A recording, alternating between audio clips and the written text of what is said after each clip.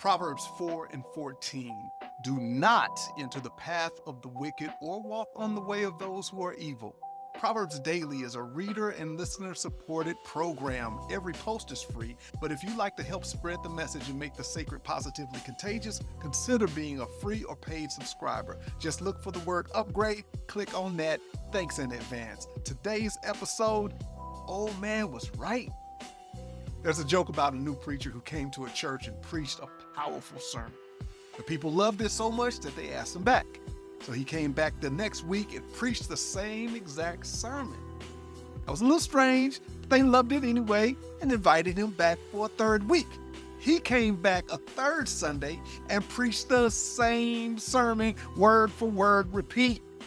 By now, the people were a little concerned, and so they approached him after the service. Pastor, they asked, why are you preaching the same sermon every week? He looked at them with a kind smile and said, once you live out what I told you, then I'll preach something new. That's kind of how I felt when I was reading Proverbs 4 and 14. Do not set foot on the path of the wicked or walk in the way of evildoers. How many times does the Bible tell us to stay away from evil? Proverbs chapter 4 alone starts at verse 14 with that command. Then verse 15 repeats and amplifies it. Then he circles back in verse 16 and 17 like we didn't hear him at first. And it doesn't stop there. He's back at it in verse 19 and verse 24 and verse 27.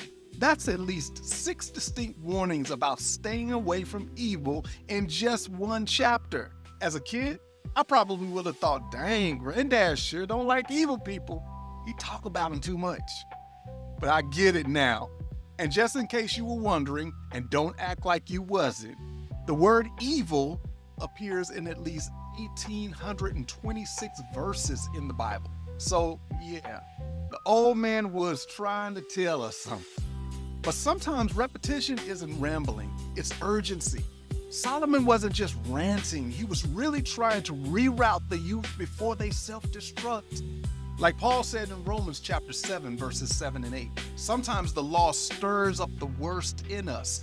Don't touch suddenly makes us want to touch. But wisdom knows not all paths are equal. Some roads lead to ruin. And today, evil isn't hiding in the shadows. It comes directly to your device on your For You page. It's in greedy corporations poisoning water for profits. Billionaires dodging taxes while workers beg for living wages. Government funding war machines instead of healing systems. Pharmaceutical giants pushing addiction in the name of medicine. Media industries that purposely numb us with violence and vanity. Food companies engineering addiction into our groceries. Tech empires training on our attention and trading our souls. I know. Yeah, I sound just like that old man yelling at the clouds, right? But maybe the old man was right. See, it has to be said again and again. Why? Because we still haven't learned yet. And Proverbs repeats it because the stakes are high. There is a better way. There is a path of peace. There is a rhythm of righteousness. And wisdom is calling out in the streets, hoping that we listen. So listen. God repeats himself.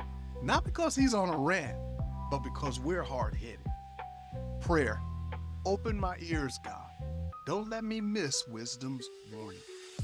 Today's challenge, look at the paths you're on, online, in thought, in habit, and ask, is this leading me toward peace or poison? Then reroute one area today toward righteousness. About the author. Fred Lynch is a creative communicator, author, and Christian hip-hop pioneer. To connect, just search Hey Fred Lynch on all the socials or click on the link in the description. Want daily wisdom on your phone? Go to proverbsdaily.org or tap that subscribe button right now. Thanks for listening and help us out by liking and sharing Proverbs Daily. Be wise, be well, peace.